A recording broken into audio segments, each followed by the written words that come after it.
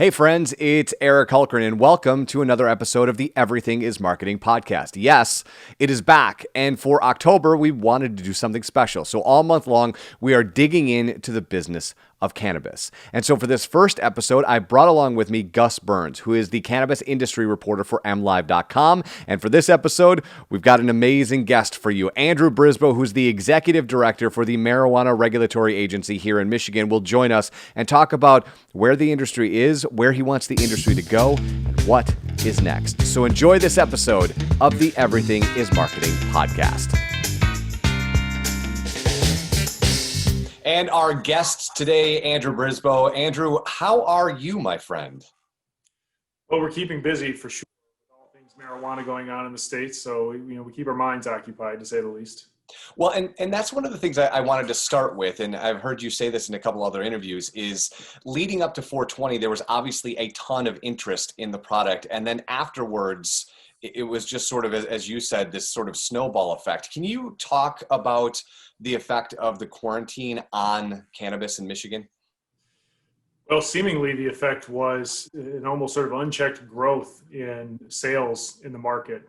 As you said, leading up to 420, we saw a pretty significant increase and weren't that surprised by that when we realized what the date was. But then we saw, record sales every successive week for 4 or 5 weeks in a row. It appears to have kind of plateaued now, but we're over $100 million in sales if you look at the medical and adult use market combined since, I think if you go back to April. So the industry really starting to get its feet under it. Starting to see a tremendous increase in the production side as well as, we kind of ramp up to meet that demand that exists in the consumer market in the state. So, quite impressive numbers. A lot of, businesses really get to the point of being a full-scale operation now. I think as this market starts to mature, it's not unanticipated the market would grow to this point. I think it's a little bit surprising that it grew this quickly to get to that point. So during the pandemic, a lot of the businesses have done different things to try to keep going as people are forced to stay home. What's happened with the retail end of everything, and I guess within the industry in response to the pandemic? So we were trying as an agency to get out guidance when it came to how to operate in COVID. I think the industry looked to us as, executive orders were coming out and public health guidance was coming out. So we tried to consolidate that as best we could because we are not public health experts at the MRA. We specialize in regulation, but not necessarily, full on public health guidance. So we really relied on those external resources and tried to be a conduit to get that information to licensees. And I think licensees adapted relatively quickly. By and large, operators in this industry want to do things the right way. They see the opportunities and they want to do what's necessary to go about engaging in this business in a way that's appropriate. So they were concerned about the safety of their staff, the safety of the patients and the adult use consumers that they were working with. They made shifts pretty quickly. So, for example, one of the big changes was allowing for curbside service. And I think even as things start to be relaxed in certain areas of the state with some of the uncertainty surrounding, the impact of the executive orders issued by the governor over the past several months, I think we see a lot of them still continuing to engage in that. They just recognize that it's a little bit safer. The convenience is nice for the customers, and we want to be supportive of that and ensure that the regulatory environment allows it. So I think that their ability to be flexible, their ability to adapt to an ever-changing environment was quite impressive, and we wanted to be supportive of their ideas as to how they could continue to grow in this industry and continue to pursue profitability even during the pandemic. And obviously, as we discussed, the consumer interest in the product didn't wane at all. If anything, it just increased. And it seems like a lot of the changes were delivery. Can you talk a little bit about how delivery has expanded throughout? We've had provisions that allowed for delivery all along, but I think we saw a lot of businesses shift there as well, where they thought it might not have been as profitable and therefore not a priority for them pre-COVID. We saw a tremendous shift there. So we devoted some resources to making sure we could get those delivery plans approved so the businesses could shift in that direction.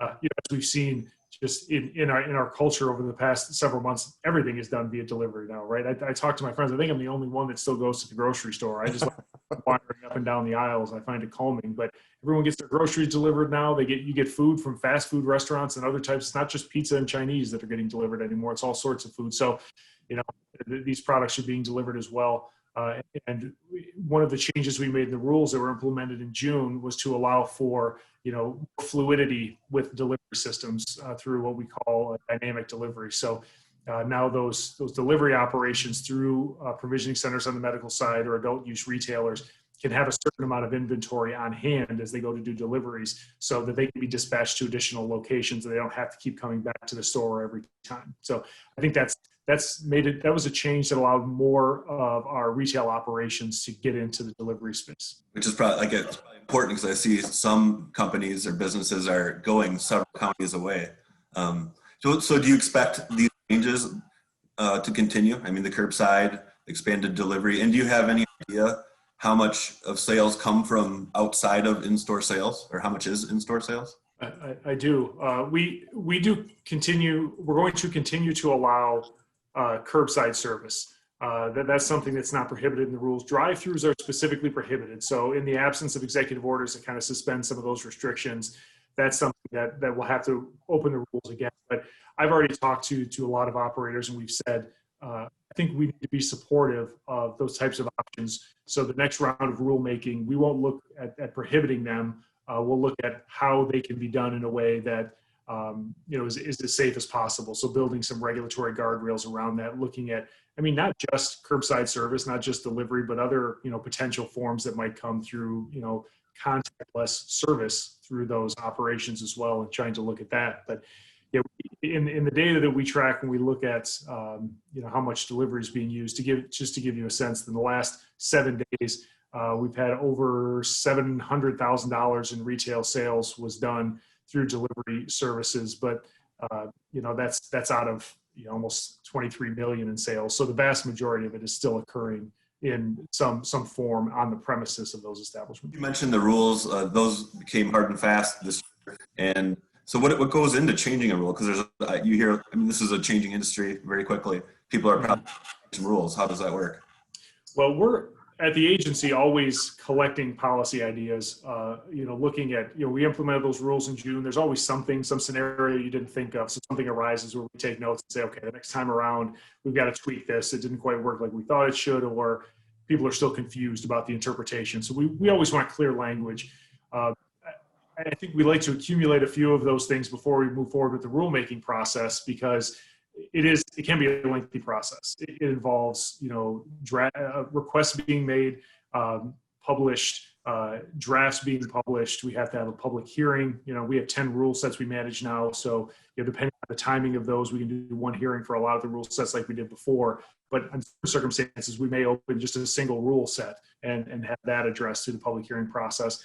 And then it's all got to be approved by the Joint Committee on Administrative Rules through the legislature. So, if we hustle it along, you can get it done in about 6 months, but in a lot of cases, you're going to take a little bit longer to get through that. So you want to make sure you've thoughtfully considered what needs to be done, so you make as many changes as possible that are needed all at once. You can't open a rule set multiple times to address changes. So if we've opened the rule sets and we've put drafts forward and going forward with the public hearing, if other issues arise, those have to be on the back burner then until that rule set is open again. You mentioned the possibility of a drive-through rule change. Just not like it's concrete or anything, but are there other things from the industry, like rules they would like to see down the road? Anything? Yeah, my staff are collecting ideas all the time. Drive-through is a pretty simple one, but we hear about that quite a bit.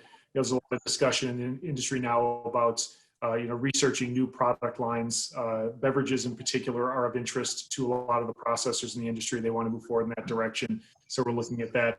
There's always emerging technologies to consider that we need to be aware of, and to determine if regulation is necessary to effectuate certain things. So there are a lot of things on the docket. We have a lot of cleanup to do as well. Again, as we implement that entire rule set, all hundreds plus pages of that all at once, you're going to find little things that you wish you would have phrased a little bit differently. So there's some cleanup work that needs to be done there as well. But we want to constantly engage with industry stakeholders so that we can, address their concerns and, open up pathways for, business profitability, as long as we're continuing to protect consumers as a primary focus. You mentioned that the combined revenue between medical, recreational has surpassed 100 million, which puts it, 1.2 billion a year pace. And I've read up to 1.5 billion for recreational alone. Where is recreational at, and what are the new forecasts, going forward through this fiscal year? So we're still on pace for $1 billion in sales. I think we need about 23 million in sales a week to get to that point, and that's about what we're averaging. So this calendar year, there's still more overall medical sales because obviously adult use started pretty slowly in January, February. We have 367 million in sales in medical, 355 million in sales in adult use this calendar year so far.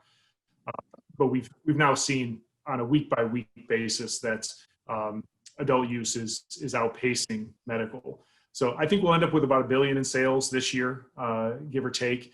Our economic analysis that we had done through Michigan State University puts the total market cap at about $3 billion at maturity.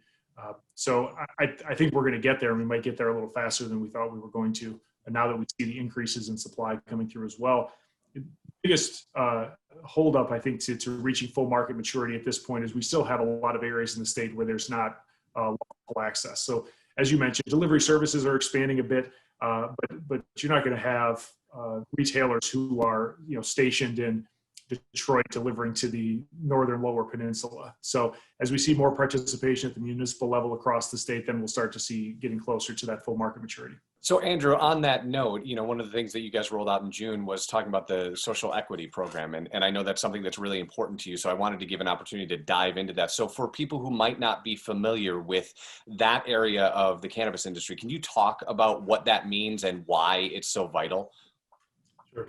And that's a dominant factor in the national conversation. We talk about the cannabis industry as well as doing it in a way that's equitable. And we see that coming into play at the municipal level as well, that many municipalities are very concerned about how they address issues of social equity and how some of those impacts of the prohibition era, or the war on drugs as it's often called, can be remedied through this legalization process. So we as an agency had a mandate in the ballot initiative to create a program that encouraged participation in communities that were disproportionately impacted by marijuana prohibition and enforcement, and to benefit those communities. So since our initial implementation, we have a team of social equity representatives that develops policy ideas and implements pieces of that program so that individuals who come from those communities, we've identified 184 now, and get discounts on their licensing fees and have access to dedicated resources and specialized services to help them get into the industry.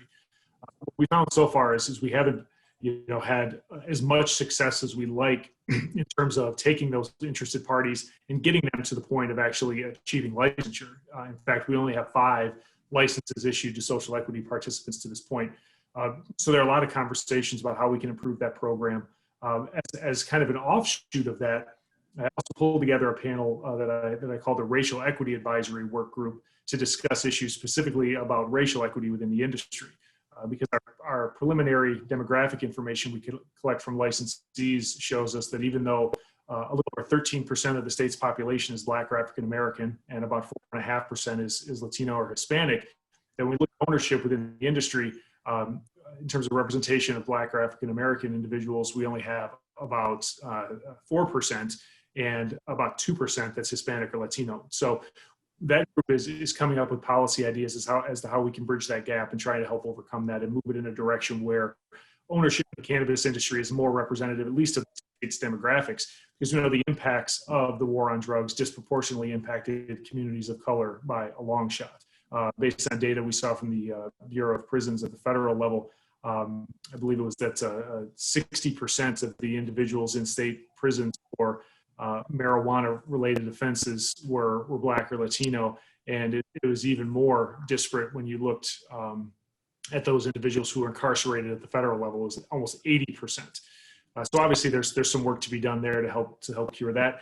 And then in addition, when we talk about equity, we also look at gender equity and ownership in the industry as well. Those statistics I just cited for you for racial demographics are even more skewed when we look at gender demographics, where 51% of the state's population is female, but I think the ownership level, we're only at about 10%. So that'll be the next bite at the apple I'll take, trying to move ahead to ensure that ownership in this new burgeoning industry creates opportunities for individuals of all backgrounds in the state of Michigan. What do you think is it a lack of interest from those groups, or is it certain barriers to entry in the market, or what do you found as the reason? I definitely don't think it's a lack of interest. I think when we look at barriers, especially if you're talking about people who, when we look at the definition of our social equity communities, those communities had higher than average arrest rates for marijuana related crimes over the past 10 years. And they have a higher percentage than average of the residents of those municipalities living below the federal poverty limit. So if you're trying to take individuals who have been incarcerated themselves or who come from families where parents were incarcerated and they come from areas with a high level of poverty, starting a business is challenging in and of itself. But starting a business in an industry where it takes a tremendous amount of startup capital and has a very strict regulatory environment is even more challenging. I mean, many of our applicants, I would say most of them, are hiring attorneys just to get through the licensing process. The state's licensing process, I think, is somewhat complex. You also typically are going to have qualification processes at the local level as well. Acquiring real estate that's appropriately zoned to get into this industry is another barrier to entry. So there are a lot of, you have to be quite a savvy business person just to get started in this industry. And if you're coming from a place where you grew up in poverty or you grew up in a family that was impacted directly through incarceration of family members due to the war on drugs, those are going to be very challenging things to overcome. So, we need to develop new policy ideas that can help move it in that direction, because I think the interest is there. And I think it's incumbent upon us to ensure that we have a level playing field for individuals from all those backgrounds from the beginning. Because if you don't get in the beginning, don't establish market share, it's not going to have the impact that I think everyone hopes that it does. One of the most recent things that came out of your agency was the decision regarding the prerequisite for medical marijuana licenses. Can you explain what was going on with that and your decision and what the outcome you think is going to be of that? Sure. So the ballot initiative initially requires most licenses to be obtained only by those businesses that are already licensed in the medical commercial market.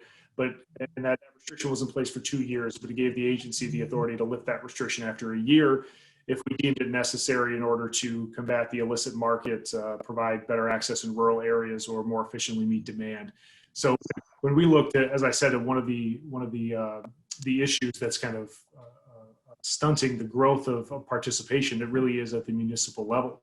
And when we look at certain municipalities, we see that if they don't have authorizing ordinances, and one of the barriers to getting those communities to adopt authorizing ordinances is that restriction, so that they can honor social equity in the way that they wish. Those are the areas where the illicit market has the biggest impact. So we thought that by lifting that restriction, that might compel more municipal participation, and in turn, then that would help to create a more competitive market, so that we can ensure that the illicit market is kind of tamped down by the regulated market. Can you kind of give me a scenario on that? Like, what kind of community might be compelled now to open up recreational that hadn't before due to this change? I think the city of Detroit is the best example there. They've been on the sidelines, even though I think philosophically they're supportive of having regulated access in the city. They were on the medical side. They have a number of facilities in the city of Detroit, but in trying to honor that social equity imperative, it was very challenging when all of the eligibility was based on participating in the medical side. So that creates a higher barrier of entry, just right out of the law itself in terms of being eligible, but also creates an additional need for investment in order to get that two-step pathway in. So I think by announcing the fact that we intend to lift that restriction, I think we'll see more action in the city of Detroit as a specific example. This decision also kind of pushes people away from entering the medical market, and it makes some people wonder, what's the future of the medical market? Can you talk a little bit? It's already been surpassed by recreational. Yeah, well, I think by virtue of access to a greater number of market participants, we were seeing the industry move ahead and really attack the adult use market in favor of that versus the medical market. And just looking at the numbers, if you're operating a business, a commercial medical facility has access to a market in the state, a defined number of people at about 244,000 individuals right now. Whereas in the adult use market, you just look at citizens in the state of Michigan, you're looking at a market of, almost 7 million people and 3 to 4 million likely consumers. So it's just a smart business decision to cater your business to the adult use market. And even with that restriction in place in the MRTMA, you only have to have a license under the MMFLA. So the larger operators, it was key. They were going to keep that one anchor license to maintain eligibility, but they weren't going to keep expanding into the medical market. So I think by recognizing what's happening in the industry and trying to keep policy ahead of that, we're actually doing the best job we can to ensure, the efficient execution of the market itself, and ensuring that we can have the best and safest possible access for consumers, both patients as well as adult use consumers. Well, down the road, do medical patients have any concern that they won't be able to get the medicine they need if they're competing with the recreational market? Well, I think the move into the adult use market has really spurred greater development, greater investment, and an increase in overall supply. Certainly, the transition to having adult use access created a strain on the existing supply, because you have a tremendous increase in demand overnight for the regulated market, but supply doesn't increase that quickly. But like I said, we're seeing some good changes in that regard this year so far already, and I think we'll continue to see that investment and growth in the state. I think there are things we can do from a policy perspective that help to ensure that patients can continue to have access, and we're exploring those options. But the commercial medical market was inevitably going to start collapsing in on itself as businesses moved their efforts and their investments to the adult use market. Talking to people in the industry, I've heard that there still is a supply shortage out there. Maybe it's for specific products or flower, but and then there's this decision that came, well, it was a gradual decision to kind of phase out the caregiver. So, and I guess the question is, like, why now? Why not let that go longer if there's still a supply shortage? The caregiver-patient relationship remains. So caregivers can continue to produce for their specifically designated patients. I think that's always going to stay. That's enshrined in the law. I don't think that's going anywhere. The ability to sell overages and to supply on a more commercial basis was a decision that we made years ago, just to ensure that we didn't completely cut off the existing supply. That law was passed in 2016, the Medical Marijuana Facilities Licensing Act. There was an existing commercial market in the state. The law simply honored the existing retail approach, but then forced us to completely reinvent the supply side, which, again, as I discussed, doesn't happen overnight. So we did have an allowance to continue to rely on the supply being produced by caregivers, beyond what they were producing for their patients. In waiting for the market to catch up and to overcome the supply that was being produced, we saw that there was no incentive for the increased investment. So it became clear that we were in a chicken or egg situation. If we waited to move ahead until the supply was there, there was no investment in creating the supply until we ensured that they were going to have market share.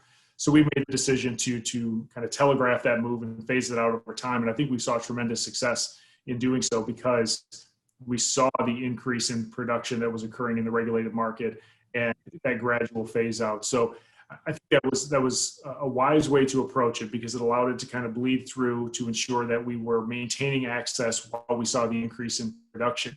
But continuing to allow for that was leading to greater concerns about, was the production coming from caregivers? Was there the possibility that some of that distillate in particular was being filtered in from out of state, and caregivers were being leveraged in order to bring that in?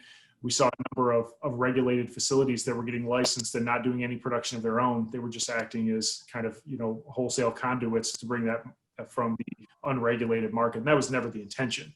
So we needed to continue to move ahead with the regulated system as it was designed. And like I said, I think we've seen the beneficial impacts of that, with the investment continuing to occur within the state and the increase in the regulated supply growing. I think the last stat I saw was back in December, where it was like still about 65% caregiver product, or as far as flower. And I'm just curious, do you know what it was like at the point that they were totally phased out?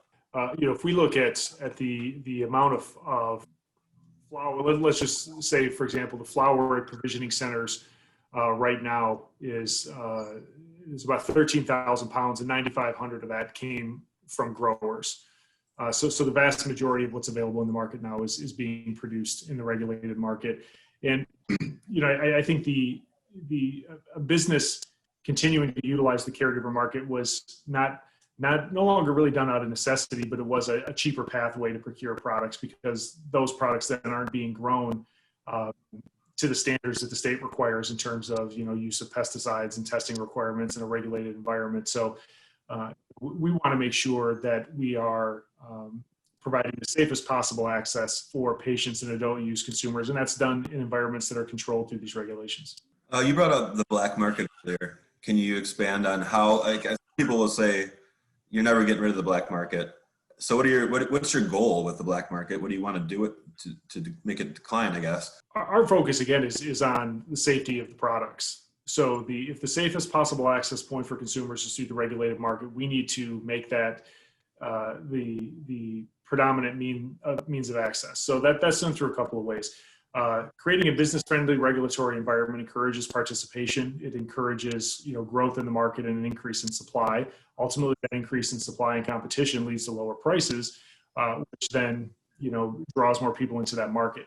We've already tried to make decisions that allow for consumers to get access through the regulated market in the ways they were used to getting access through the unregulated market, through delivery services, curbside pickup, things like that. The variety of products needs to be there as well. So that's a lot of it. And then we continue to work with law enforcement partners, particularly through the state police marijuana tobacco investigation section, to look at unregulated operations and ensure that action is taken against those. There continue to be operations throughout the state, and this isn't dealing on the corner. This is brick and mortar commercial businesses operating in the light of day, and so we need to make sure that can't continue to occur where there's a regulated environment and there are laws and rules that need to be adhered to that ultimately are in pursuit of safe access for consumers. So we're going to continue to approach that, ensure that operations are abiding by the law, so there's a level playing field, and ultimately the consumers are the winners. So Andrew, we've been navigating through a global pandemic, and as you've just spoken for the last 20 minutes, this is a fast-moving, exploding segment of commerce in the state of Michigan. How are you and your team doing? Like, this feels like this would be hard enough to do if you were actually in an office together through all of this. How has this been for you guys to kind of navigate through this? Well, it feels like, as I'm sure it does for everyone, that we've lived about 10 years in the last 10 months. Right. It seems like it's been a long time, but the way I applauded the industry for being flexible and adaptable, I have to applaud the team at the MRA as well. Our staff have been remarkable in terms of making that transition to home. We were pretty forward thinking in terms of our planning. It certainly wasn't planning directly for COVID, but our sort of disaster recovery and business continuity plans were executed, and we were prepared to, for whatever reason, send staff to work remotely. And they've done a tremendous job in doing that. And I think we'll continue to pursue options like that at a staff level, because we've seen that productivity. A lot of what we do was already electronic, right? Most of the application processing we do now is digital. It comes through online applications. If it comes on paper, the first step in our process is to digitize it so it can be managed through computer systems. So that work can be done remotely. I think the biggest challenge has been, the relationships that we built with licensees in the field through our regulation officers and agents, getting out there and working with them and meeting them face to face has been stymied a bit. But we're starting to get back to that now, because it's not just, as I said, the industry people we work with really want to run compliant operations, and we can be an educational resource to ensure that they can do that. I think that's more easily done when we're there in person, when we see the facilities and we can give them guidance and help as to how to ensure that they're abiding by the rules. So we're getting back to that, and I think that'll be helpful to get to work with them in person again. From my perspective personally, these types of Zoom meetings and so forth are great, but I like getting out and meeting people face to face as well. Much easier to tell when I'm doing speeches if my jokes are landing, if I can see the person. I don't have to try and gauge it via some digital platform. But this is the new world, right? And I think we need to be able to leverage technology and be adaptable. So I think we've done a really good job at doing that. And what is normal now? I'm not sure we'll get back to normal. So, for example, one beneficial output of this working in a pandemic has been our ability to do virtual inspections. And so we'll likely move ahead with doing some hybrid approach to doing some things in person, but doing some things virtually as well. That gives us more flexibility when you're talking about canvassing a state the size of Michigan. It gives us an opportunity to have a presence in facilities virtually so that we can increase our capacity without having to increase the number of staff. Andrew Brisbo from the MRA, my friend, thank you so much for the time, and we will see you on October 27th. Thank you very much. Appreciate it. And there they go. Big thanks to Gus Burns for helping me with that episode and for Andrew Brisbo for joining us. Do not forget, our cannabis event is October 27th at 2 p.m. So if you want to know where the industry is going here in the state of Michigan, we have the event for you. You can sign up at mlivemediagroup.com/cannabis, and we will see you on October 27th.